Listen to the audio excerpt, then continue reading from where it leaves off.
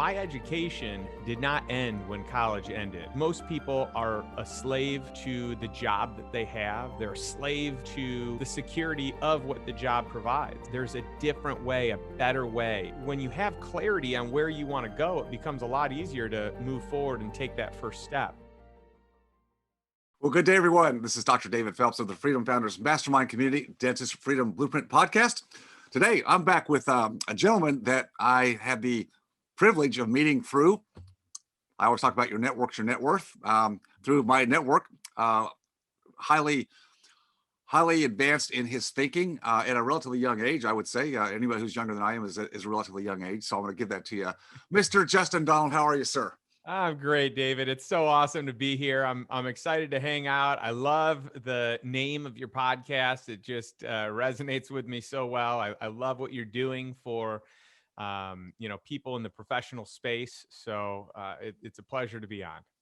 Well, you and I had the opportunity to connect. It's been some weeks ago, but we just, again, because several people that knew both of us said, hey, you guys should connect. And it's like, well, no wonder, because while our stories and experience are dissimilar, there's so many similarities in That's what right.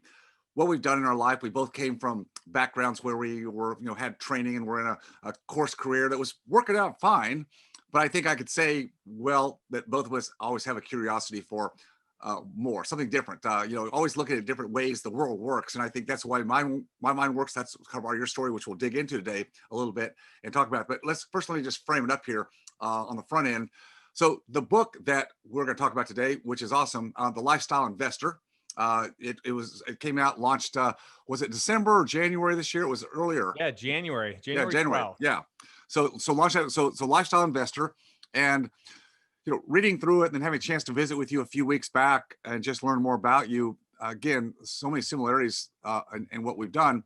And so I know just enough about you to be dangerous. So I'm going to just be very tight, and I'm going to let you, through your story, you telling the story with more elaborateness and more detail, which people love to hear. But I believe are you like barely 40 years old? Are you somewhere in that, just barely tipped over That's right. that decade? Yeah, that's what I thought. That's right. So you're just a little over 40. I know that you were a division manager with Cutco. And I said this to you back a few weeks ago, but it's funny, not funny. It's not coincidental. A lot of entrepreneurs come out of Cutco. There's just something about Cutco and the thinking process, the culture that seems to push out a lot of people like you. So could you take us back a little bit there and talk about, how you got to Cutco and really kind of like what you learned there, which helped you for taking your next steps, and then what you were doing while you were there, aside from Cutco, which I think is what took you to kind of your next. So give us a little bit of that backstory, Justin. Yeah, great question. Great series of questions. So when I was with Cutco, it was just a great experience overall. It was wonderful to learn the things that I learned, and basically, I started out as a sales representative with them, and that's how I paid for college. So I went to the University of Illinois, and I worked really hard in the summers to be able to pay for my education. I knew early on that my parents weren't going to be able to send me to school, and so I knew that I was going to need to pay for it. And I'm proud to say and pleased to say that I'm the first person in my family to actually graduate from college, and I really give a lot of the credit to Cutco for giving me the vehicle to be able to make the money I needed to pay $15,000 a year in tuition. And so that has been, just a real blessing. And I learned a lot during my time there. Could I ask you just real quick, interject? Was getting the job with Cutco, obviously it's to pay for your education, so you're not going deeper into debt or thinking your parents will pay for it. Got that. But why Cutco? I mean, you could have chosen any different things to do. Was there a connection to Cutco? Was it you just kind of fell into it? Why sales? Flexibility? I mean, just give me a little of those pieces, then tell me what you learned at Cutco. Well, I fell into it, and more than anything, I just like that I could be rewarded for the work that I put in, because when I do something that I am committed to or enjoy, I'm really all in. That's how I showed up in sports. Just at an early age, I'm very competitive, and really I'm competitive with myself. I want to show up as the best version of who I can be.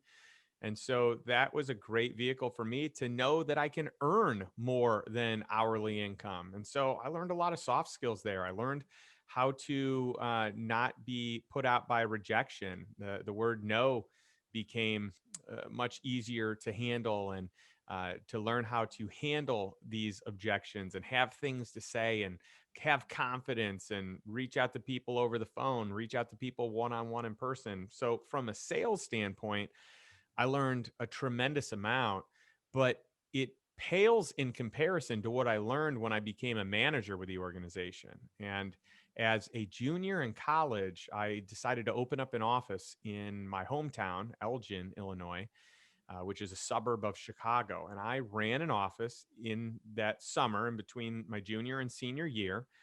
And it was an incredible experience. And I just really learned how to lead people and encourage people and develop people and really dig in and have these one-on-one conversations and take the relationship aspect of running a business to the highest level that I could or that I knew how at that time. And so I feel like I learned leadership at a high level. I learned how to manage employees. I learned how to manage independent contractors. I learned how to lead by example. And it was just, and I was able to teach people how to become managers in my organization. And so I ended up graduating college and continuing on with them in a full-time capacity because it was so fun and I did excel. I wasn't great at it, but I was pretty good at it. And then in time, I ended up becoming one of the top managers in the company, and it just gave me a place where I could learn to become who I had the potential to be. That I could be a top performing person, that I could run an organization that produced millions of dollars in sales for Cutco and develop hundreds of people. And so I learned skills of building out recruiting systems and how to, instead of having me do everything, build a system so that other people could do it. And that really was my strength, was figuring out those processes and working through people and eventually removing myself and having an organization really run at a high level. What great insights to be able to have at such a young age, which most of us don't get because we either don't find that opportunity, or even if we found it, we wouldn't see it for what it was. So now tell me, you graduated from college, and what was your degree in? What did you study? So I had a finance degree and I took every investment course, every real estate course, anything that had to do with building wealth. There was actually a course called wealth building. And so I took everything I could. University of Illinois was great because they had a business program that really focused on adjunct professors that Mm, were entrepreneurs and were investors and lived the life. Therefore, they taught from a place that was real. It wasn't subjective. It wasn't like theory based. It yeah. was true application. And so I feel like I walked away a much more sophisticated person in that standpoint. Yeah, that's so good. I was going to ask you about that, but you already gave the answer. What I was looking for is that most of the time in the academic institutions, what's taught in terms of business, marketing, sales, it's all theory, right? I mean, unfortunately, the people that teach it usually haven't done it.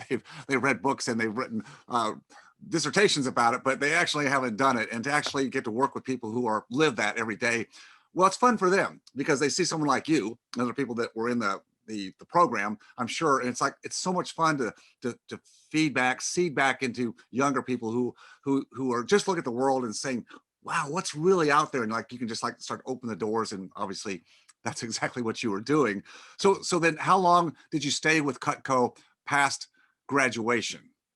So I was there past graduate. So I was there all 4 years of college. And then, so I started my senior year of high school there.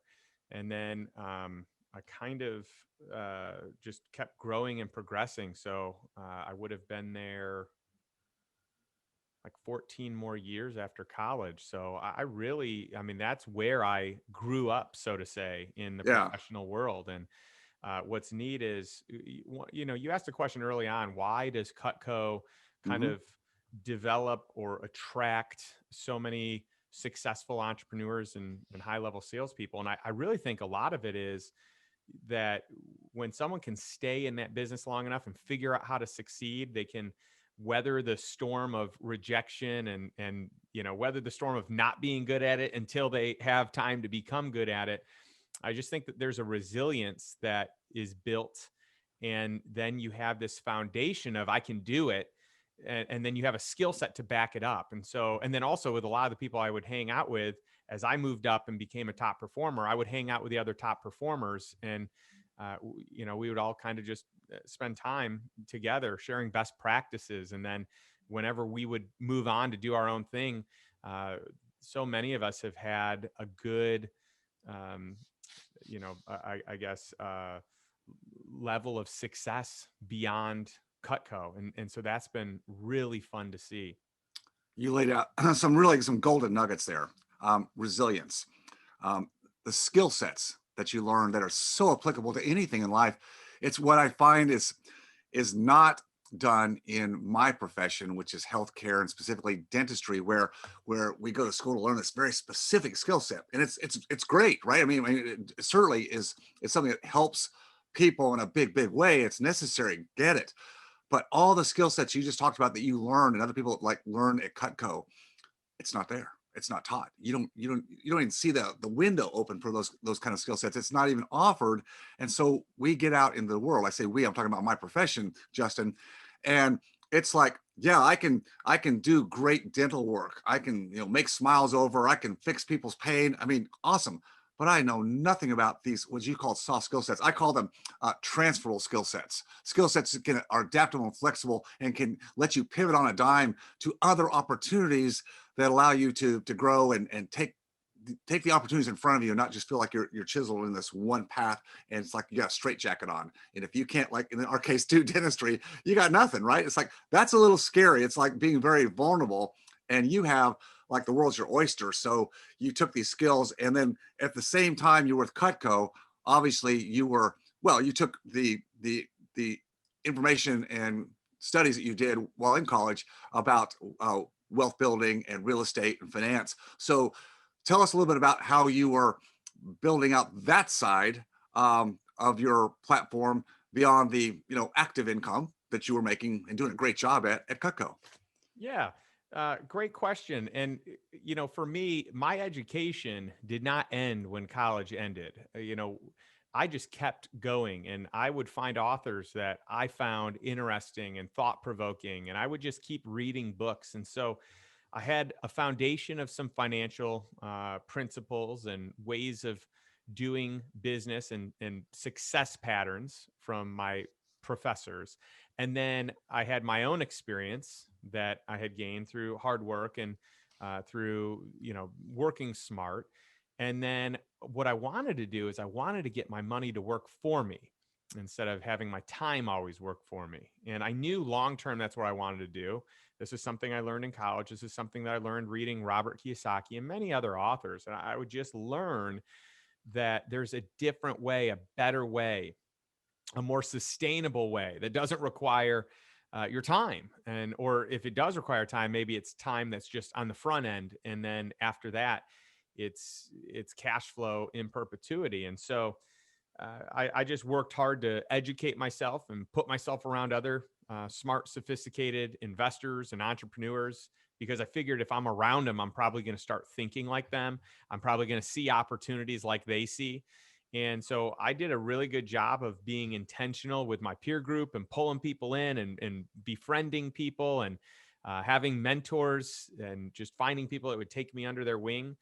And so that was really a huge level of it allowed me to level up and just see a bigger world, just play the game of life at a bigger level, play the game of investing at a higher level. And I knew what my numbers were. I was one of the top income earners when I was with Cutco, and I knew that if I replaced that income, I wouldn't need to do it. And so I just spent time being really aggressive with investing. And, at first, when I first started working there, I knew I'd always read from a bunch of places, invest 20% of what you make. And so I was really good at that. And then I started investing 30%. And then eventually I got to investing 50% of what I made. And I just, every time my income grew, I just didn't grow my lifestyle. I would grow my investing instead. And then it got to a point where I started investing in real estate, specifically mobile home parks. But I've Mhm. invested in every type of real estate that you can probably think of at some point now. But mobile home parks were where I got my start, and they had a great cash flow. And I bought my first one, and that replaced my wife's income as a teacher. And I bought another one, and that replaced our bare minimum living expenses, just survival expenses. And then I bought another one, and that replaced our cost of living. So what it actually, cost us financially per month uh, to live what I would say was a really good lifestyle. And then we got a couple more, and that replaced my income that I was earning with Cutco. And so I had a lot of friends that were like, "Hey, you just doubled up your income. This is the coolest thing." But they knew that I was on my way out, and they're like, "Why? You can make twice as much." And it was so hard to get through to so many of my friends that I'm not looking to make more money. I'm looking to buy my time back. Yes, yes, I'm exactly. happy to make less money Mhm. if I own my time. I don't That's right. need more money. I just need enough to live the life that I aspire to live. Yeah, that's so good, and that's where some of the smartest, most highly educated, most talented people, in the world, and we know them, and but they're fighting for that very thing. They believe, unfortunately, that higher levels of active income is what's going to set them free. And actually, I see it as a trap, because the trap is only built on their time and more efficiency and maybe a higher level of solving problems for people. Okay, that's fine. That's great. But you're in a trap now, because we know what happens. Lifestyles elevate, they escalate. It just happens. It's almost a natural, a law of the universe. You know what's going to happen. And you do what I do, is you said, how can I replace the dollars that I need slash want for my family security, the lifestyle, whatever other perks. And you had milestones, benchmarks. You talked about the first asset replaced your wife's income, and then replaced, yours. And you had these benchmarks. The problem, as we both know it, with the traditional Wall Street financial retirement planning model, is it has no benchmarks like that at all, no metrics. It's all about, well, just pile it up as much as you can and put money in the vehicles they have, other products, and fingers crossed, we'll run you a lot of algorithms and spreadsheets, but fingers crossed you'll have a big enough pile so that hopefully you won't run out by the time you expire, right? Your expiration date. And what I see is so sad is that people who, if they only knew the quote secrets, and I call them secrets, but they're not really secrets. I mean, they're out there, of actually using assets that produce the passive annuity income. Now you've got something that allows you to start having that time, which is what we all want. We all want the time, but most people don't get that. Put more into that, because I know we think the same way on this. Yeah, we're so in alignment here. And this is one of the things that I feel like where we both kind of resonated when we connected originally is just that we really believe in the same financial fundamentals of not this nest egg approach, but rather this approach of buying assets that produce a certain amount of income that covers your needs and then covers your wants and eventually can be used for a lot more than even just that. You can continue to grow your income, and it doesn't have to be from a selfish consuming, like I want to be a greater consumer and buy more stuff, but it can be from a giving place. Yes. A giving of information and education to help others get there, but a giving of the actual dollars to organizations that matter, and helping out people, families in need. And so yeah, I'm a huge fan of this shift. I feel like your conventional wisdom, your Wall Street, I mean, think about it this way. Wall Street wants your money Yes. because they're going to make money on your money, and they're going to make money whether you make money or not. And that's the big thing. I feel like there's not alignment with those results. Like someone wins and someone loses often. And I don't like that there is like a misincentivizing of capturing those funds from your average retail investor. And the whole approach of building a nest egg, it's very subjective. Like how much is enough, and how will you know when you get there, and Right. will you be able to earn the interest off of those dollars, or are you going to dip into the principal, which most people are going to eventually dip into the principal and spend it all down. And so instead of doing that, which is subjective, and you have to wait until a way further period in time, why not buy assets where it's predictable cash flow and you have actual numbers of what it costs you to live? And so you can have that lifestyle today. You don't have to wait until you're retired and hope that you've accumulated enough capital, but you instead can have assets that, that will appreciate while they put off cash flow. And so to me, I see this as the better way. And I see it as a way that can save people, because most people are a slave to the job that they have. They're a slave to, maybe it's not the job, maybe it's the security of what the job provides. Or maybe they started their own business. Maybe it's a dentist who worked for someone that said, hey, I want financial freedom. I want autonomy. I want all these things. So I'm going to start my own practice. And so it's their own business, but that becomes like, it's easy to become a slave to your business and for you to be the bottleneck and for everything to run through you.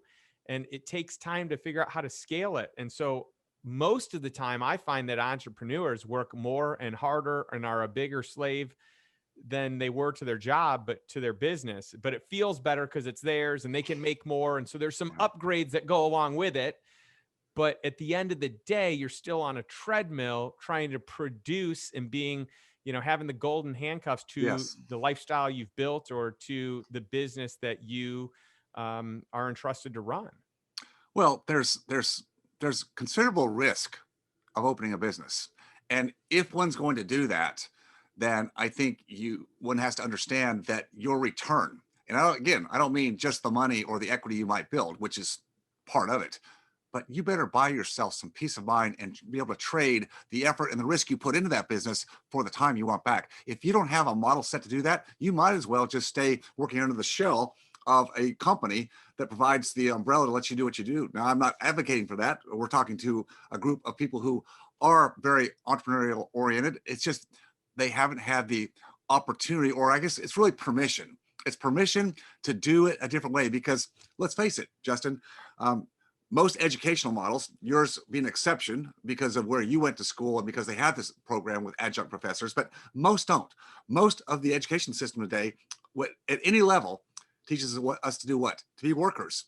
Workers. Go trade your time for money. And the more education you get, the higher the income. But as you said, golden handcuffs, slave to the job, slave to the career, slave to this construct that just doesn't work. So let's talk about. Chime in on something else on Yeah. that?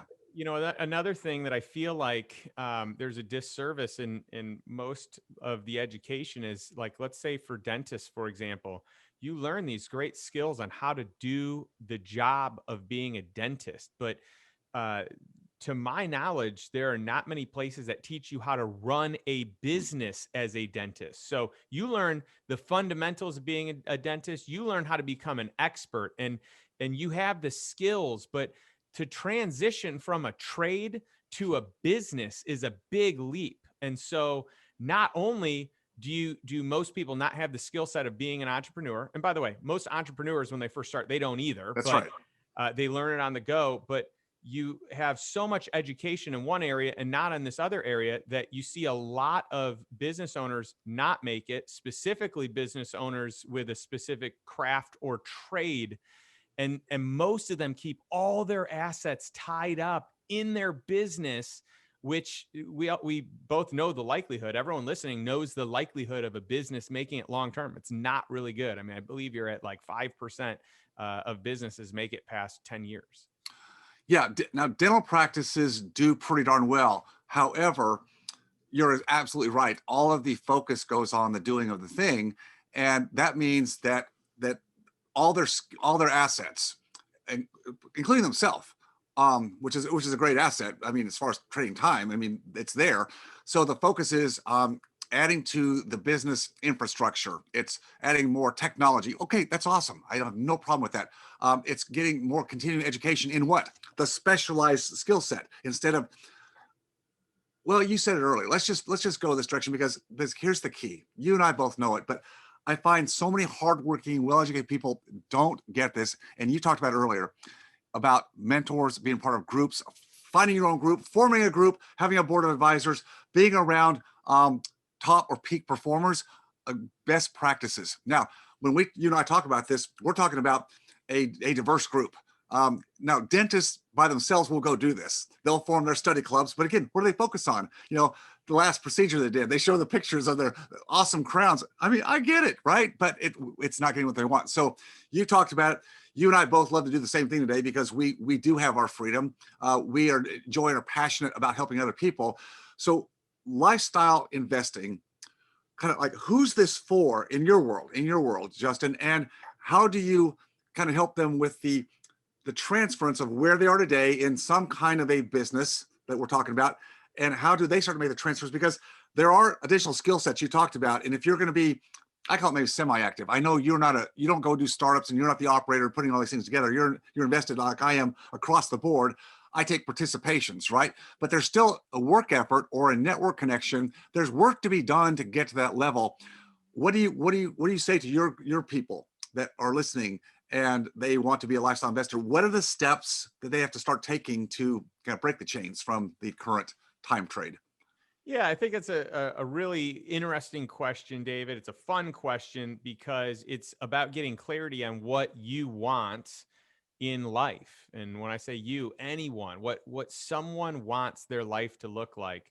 Most people, my experience has been, go through life on autopilot and they just show up and they just react. It's very um, reactionary. It's very methodical. It's an autopilot. And I think one of the first commandments in my book is lifestyle first, because it's important to me to have this compelling, I call it a freedom vision, this compelling vision of what you want your life to look like.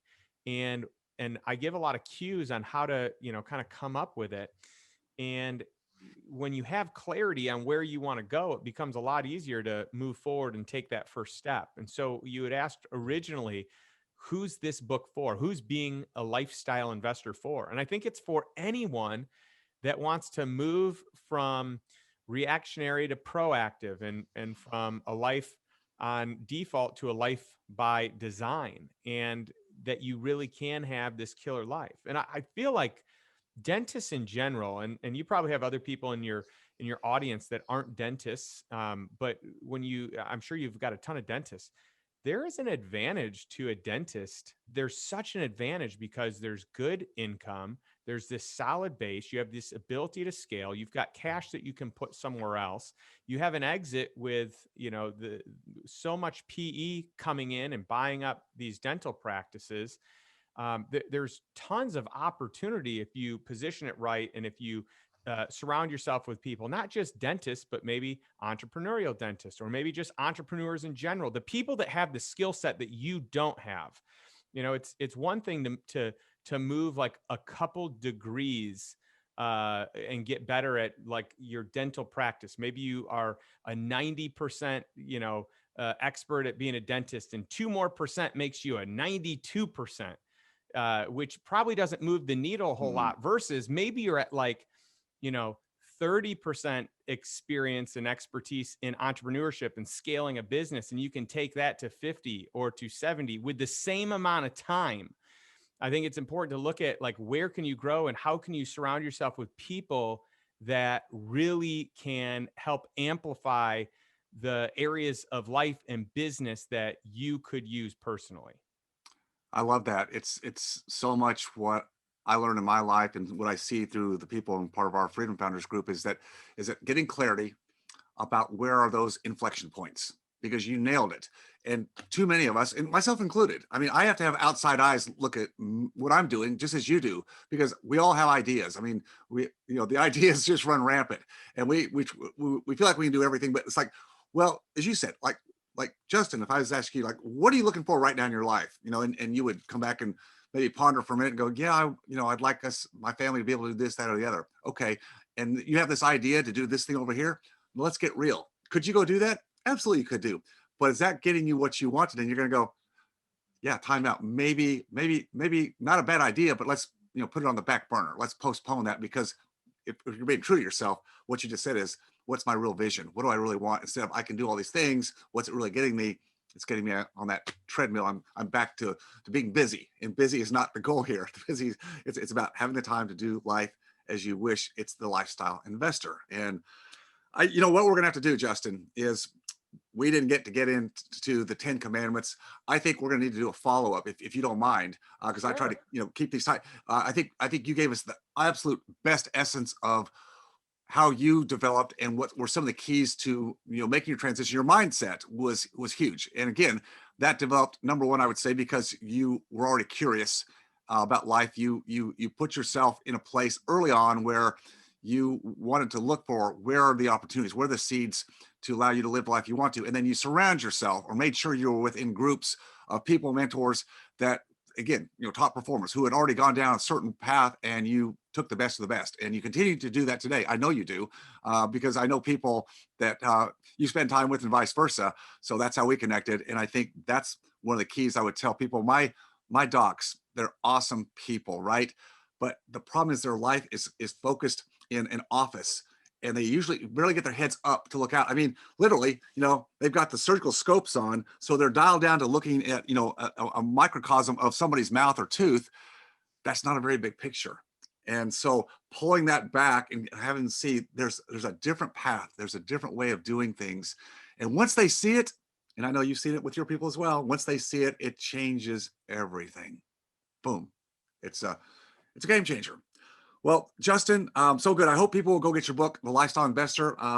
It's on Amazon. Pick it up because, again, you lay out so much of the similarities that I found in my life, and it's just a pleasure to have you on and just giving your insights, your experience, and just what makes Justin Donald Justin Donald. By the way, married, and you have one daughter. About what's her age now? She's 8 now. Yeah. So it's perfect. I mean, everybody who has kids, a family, children, you want to spend time with them. And when we're in that rut of trying to build up what we think is the path of financial freedom, and it's so far out there because it's the wrong path, it leaves people with regrets. And I just don't want people to live life with regrets, because it doesn't have to be that way. Yeah, that it's so true. And I feel like when you get clarity, like I've just had so many experiences when I say, well, what do you want out of life? 9 times out of 10, people say, well, I can tell you what I don't want. I don't want this and I don't want that. But very few people actually have clarity for what they do want. And Yes. so they're going to move towards the only thing they concentrate on, which is what they don't want. Ironically, that's probably what they're going to manifest as well, because that's what they're focused on. But for your audience, I'd love to give access to my book. If you go to lifestyleinvestorbook.com, I'll give everyone a free copy. They just have to pay for shipping. So it'll be the cheapest way that they can get it. And then also, if you did just get it on Amazon, that's fine too. All the proceeds of the book go to an organization. They all go to charity. They go to an organization that is near and dear to my heart, called Love Justice International, and it's a organization that stops human trafficking. And this particular group is in 17 different countries around the world. And just this last month, this is a exciting yet depressing stat, but they had over 500 child rescues Wow. just in the month of April. So that tells you how rampant this is. And so I feel great that, number one, the book can make a difference on education and can teach people things. But number two, the impact that it has financially for these organizations, and to create awareness that, this stuff's going on is massive. And it's been wonderful spending time with you. And I'd love to be on again. We can dive deeper into more of the specific strategies and philosophies and the actual commandments in the next time we get together. That'd be perfect. Well, Justin, thank you. And by the way, can you throw in any Cutco cutlery with that offer? you, That's a great ask. I you don't got know if any? they hook me up anymore. It's been a little while. I used to have a manager discount. There I you don't go. know. I don't know if I can do that anymore. There you go. There you go. All right. Well, it's been a pleasure. We'll definitely come back and do a round two. So, Justin Donald, thank you so much. Appreciate your time today. Thank you.